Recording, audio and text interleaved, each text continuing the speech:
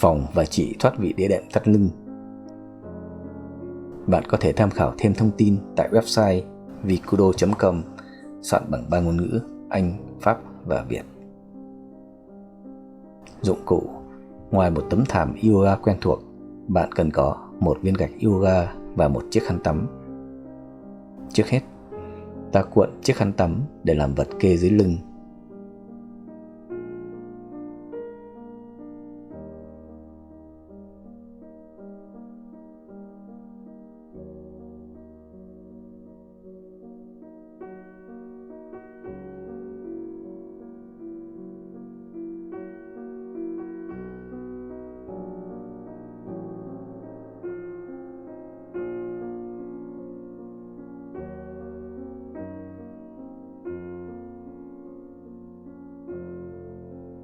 Chú ý, khi nằm xuống phải nghiêng người sang một bên như thế này.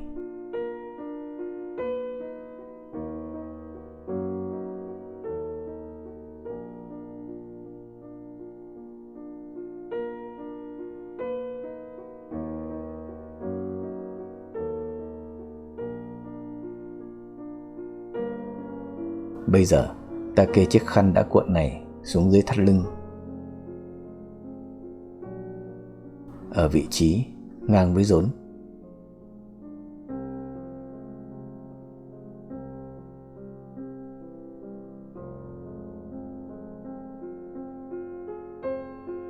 Hãy từ từ hạ mông xuống sàn, không làm cho thắt lưng bị đau đột ngột. Chiếc khăn cần được cuộn tròn như vậy, đủ lớn để có thể tác động lên cột sống, nhưng không quá lớn để cho hai mông vẫn nằm được trên sàn.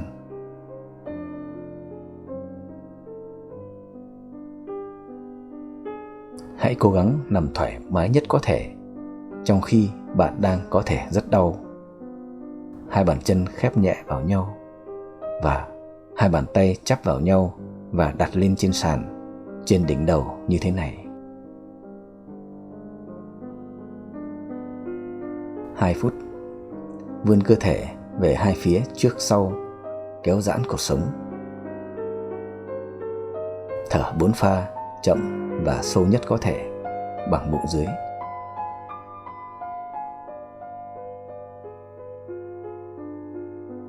Trong mỗi pha thở, hít vào, nén hơi, thở ra hay vắt hơi. Vùng thắt lưng bị bệnh được tác động rất rõ bởi các vận động thở đó.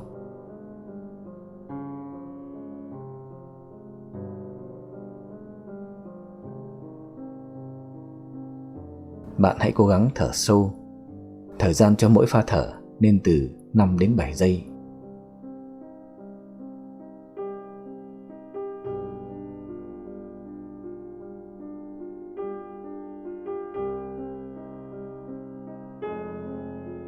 Nếu cần, bạn có thể xem lại kỹ thuật thở 4 pha trong video Yoga V001.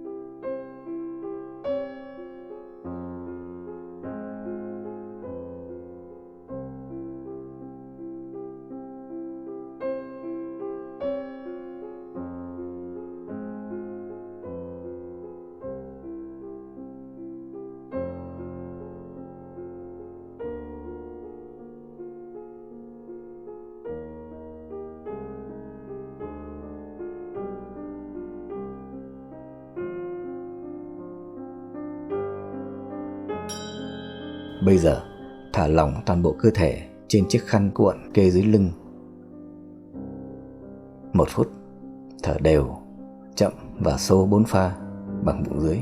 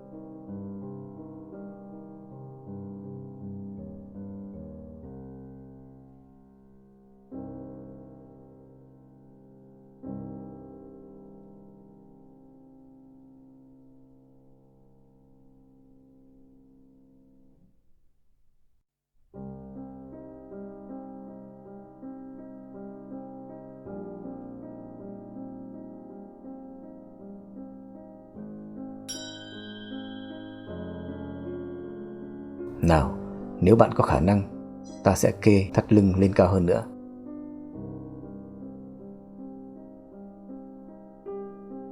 Bạn hãy cử động thật nhẹ nhàng, tránh gây tổn thương cho thắt lưng. Ta đặt chiếc khăn cuộn lên trên viên gạch yoga,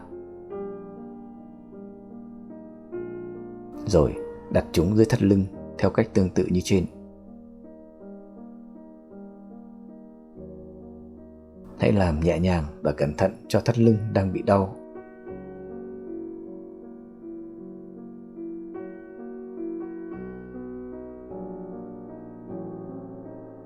Nào, hãy thật từ từ đặt thắt lưng lên chiếc kê với sự nâng đỡ của tay và chân.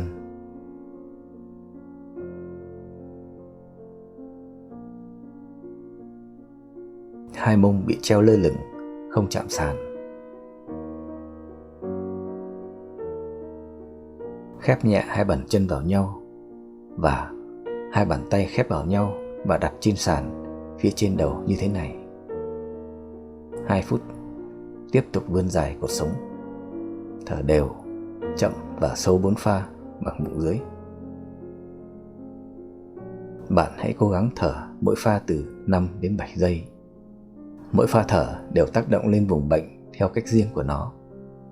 Bạn hãy cố gắng cảm nhận được điều đó. Lúc này, cơ thể vẫn còn được nâng đỡ một phần bởi bả vai và hai chân. Vùng thắt lưng đau được nén từ từ lên chiếc khăn cuộn nằm bên dưới. Có thể chiếc đĩa đệm bị thoát vị đang dần dần được thu gọn về vị trí đúng.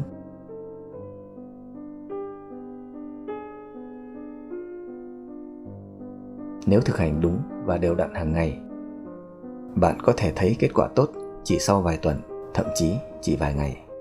Tuy vậy, bạn cũng nên nhớ rằng chứng thoát vị đĩa đệm vốn khó chữa mà rất dễ tái phát, bởi vì đĩa đệm bị tổn thương, giãn hoặc rách rất cần có thời gian để hồi phục. Trong khi đó, nó thường liên tục bị chịu đựng các hình thức vận động đè nén khác nhau của cơ thể, mà trong số đó có thể có rất nhiều vận động sai cách hoặc quá sức diễn ra hàng ngày, hàng giờ. Do vậy, tôi đề nghị quý bạn để có thể giảm hoặc khỏi bệnh, trước hết bạn phải tập luyện đúng phương pháp, đều đặn và từ từ. Việc tập luyện phải được tiến hành lâu dài, thậm chí có thể suốt đời.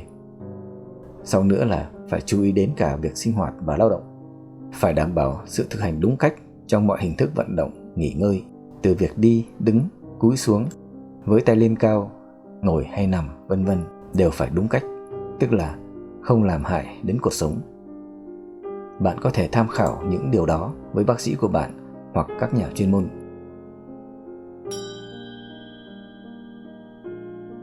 Bây giờ ta sẽ làm một việc có thể còn là rất khó đối với nhiều người. 2 phút. Cơ thể thả lỏng, vắt ngang trên chiếc khăn cuộn kê cao như thế này. Nếu như lúc nãy ta vươn dài cột sống, thì bây giờ tất cả được thả lỏng trong trạng thái tự nhiên.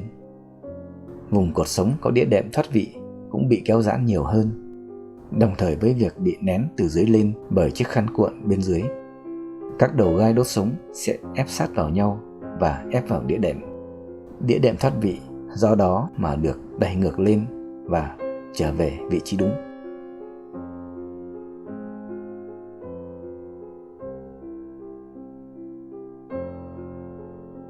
Bạn có thể dừng lại nếu quá đau không chịu đựng được tiếp. Trong trường hợp đó, bạn hãy nằm xuống sàn, nghỉ và chờ các bước tập tiếp theo. Còn nếu bạn vẫn có thể chịu được đau, ta hãy tiếp tục tập cùng nhau như thế này. Không bao giờ được quên thở đều, chậm và sâu 4 pha bằng bụng dưới.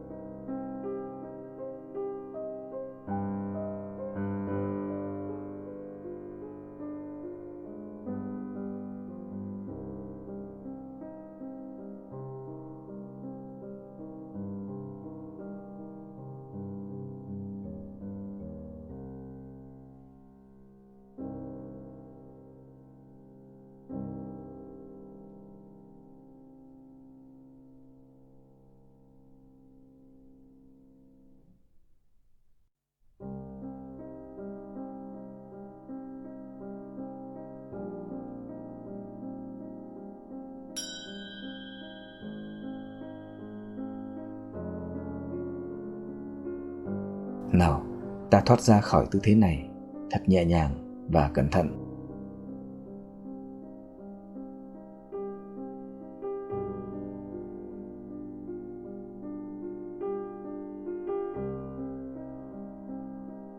Một tay đỡ dưới mông, tay kia rút chiếc kê ra khỏi lưng.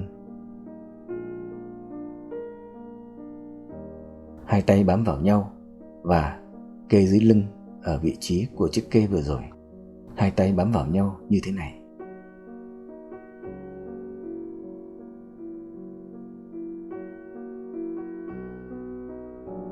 Hai mông được đặt hoàn toàn trên sàn.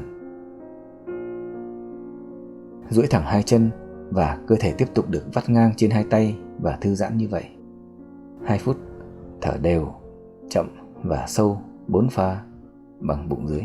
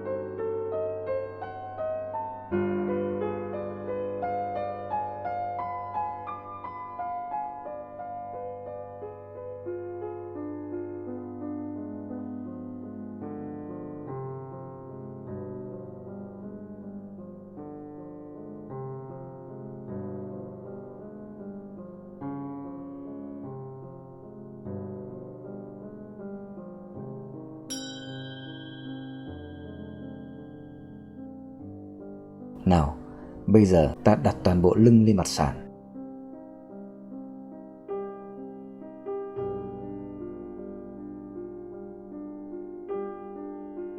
Đảm bảo rằng vùng thắt lưng cũng được tiếp xúc với mặt sàn.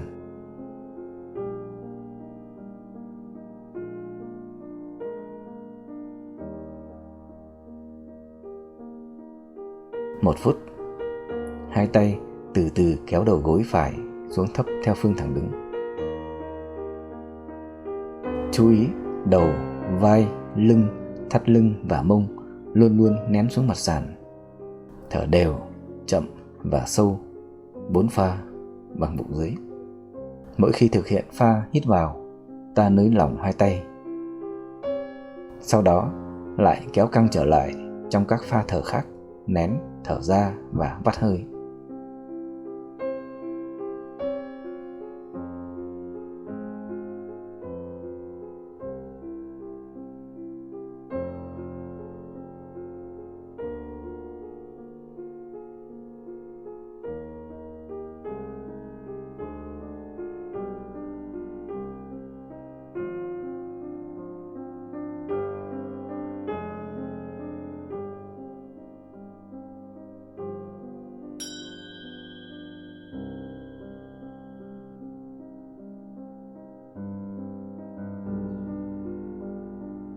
Bây giờ ta làm tương tự với chân kia. Cũng trong thời gian 1 phút.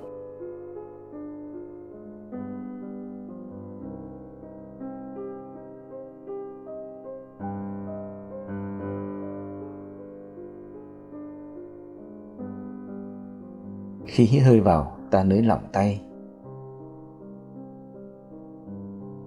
rồi lại kéo căng tay ở 3 pha thở tiếp theo.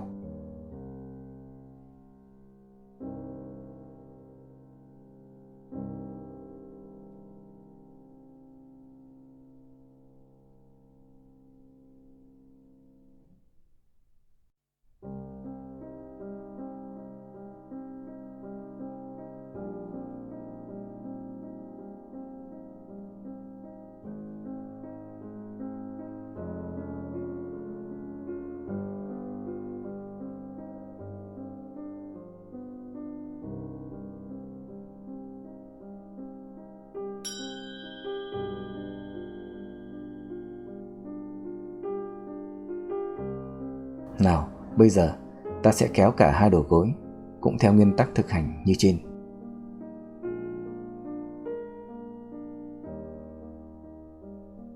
Một phút. Một nguyên tắc quan trọng nhất phải được thực hiện ở đây là hai tay kéo đầu gối theo phương thẳng đứng xuống sàn, trong khi toàn bộ đầu, vai, lưng và mông được ép lên mặt sàn. Hai tay cũng nới lỏng mỗi khi hít vào, rồi tiếp tục siết chặt ở các pha thở khác.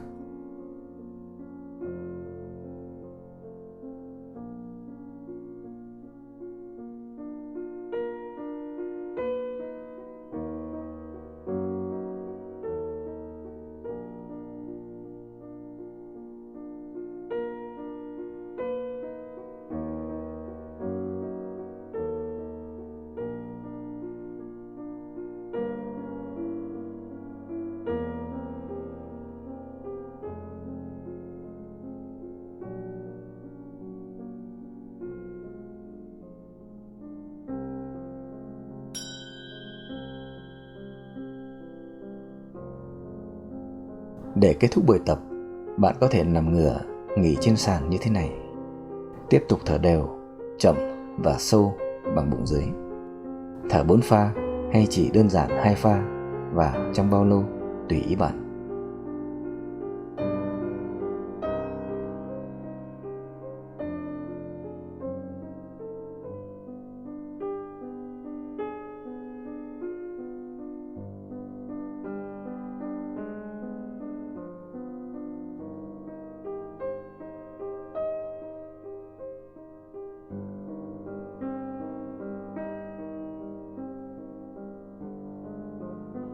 Chúc bạn tập luyện hiệu quả, phòng và trị bệnh tốt.